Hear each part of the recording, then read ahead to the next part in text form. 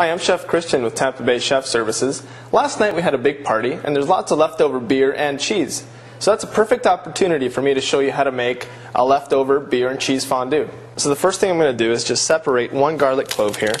And this we're actually going to use to season the fondue pot. So I found a nice big piece of garlic, and to separate it from that paper that surrounds it, I'm just going to put a knife over it, smash it down, and there you go. Clove peels right out of the paper. Very easy to do.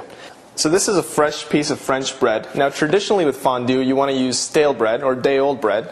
Makes it more crunchy and mixes well with the melted cheese. But it's totally fine to use fresh bread. And what I'm going to do here is just cube it up, put it in that bowl, it'll be ready to go. So I'm using a serrated blade here just to cut the bread, and it makes your life a lot easier. So these are pretty easy to cube. You can do 3 at a time, however many you can cut, and just make nice, maybe inch square cubes, and in the bowl they go. So I've finished cubing up the bread, and the next thing I'm going to do is take these skewers and I'm going to put grapes through them. Now, any other fruit that you enjoy with cheese, such as apples or blackberries or anything like that, you can skewer. And it makes a really nice mixture when you mix it with the bread. It tastes really good. So we finished skewering up the grapes and we're going to the pot. Now you may wonder what kind of cheese you can use for fondue. Well, you can use several different kinds of cheese. Just make sure it's firm and has a high moisture content. Things such as aged cheddar, regular cheddar, Colby, Swiss, those are all good cheeses to use. For this particular recipe we have some Colby Jack, which is a combination of the two, and we actually have a horseradish cheddar. Now this is made with aged cheddar. It's aged about 2 years and has horseradish in it. Adds a nice bite. As a liquid for it you can use wine, but today we're going to use a dark ale. Now this happens to be a Newcastle brown ale. You can use Negra Modelo if you like Mexican beer, or you can use Guinness if you're a fan of Guinness. So I've got this on a medium-low, and I'm just going to heat up the pot. Now, you may be wondering why I'm using a pot. Well, you actually don't need to use a fondue pot as long as you keep this pot temperature controlled, which means that you never want to bring the cheese to a boil. So as long as you're comfortable just regulating the heat so that this pot never comes to a boil, you're okay to do this on the stove. Now, the first thing I'm going to do actually is get half a clove of garlic and I'm going to rub it inside the pot. And this is going to do 2 things. It's going to flavor the pot, it's going to give it a nice garlic flavor, and it's also going to keep a little base on the bottom to keep the cheese from sticking to the bottom of the pot. So once you've finished rubbing the whole inside of the pot and the sides, you're ready to put in your liquid, which in this case, again, is the brown ale.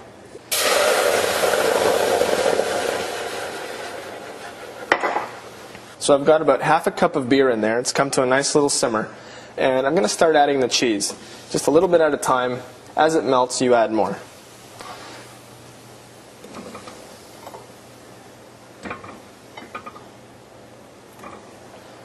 Now I've got a wooden spoon here. Just going to mix this. Now you don't want to use a whisk unless you want to throw that whisk away, because it's going to be covered in cheese and it's going to be really hard to get that cheese off the whisk.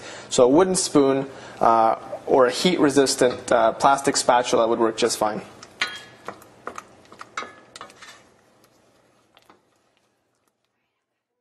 Now if you find that your cheese splits or balls up, or there's little bits of cheese and it's separating and there's a lot of liquid in there, don't worry, it's not ruined. All you need to do actually is just take a little cornstarch and sprinkle it in there, and that'll actually bind the cheese back together. So it's an easy way to fix a fondue if it's ever gone wrong. So I'm just going to let this melt for the next few minutes, and pretty soon it's going to be ready.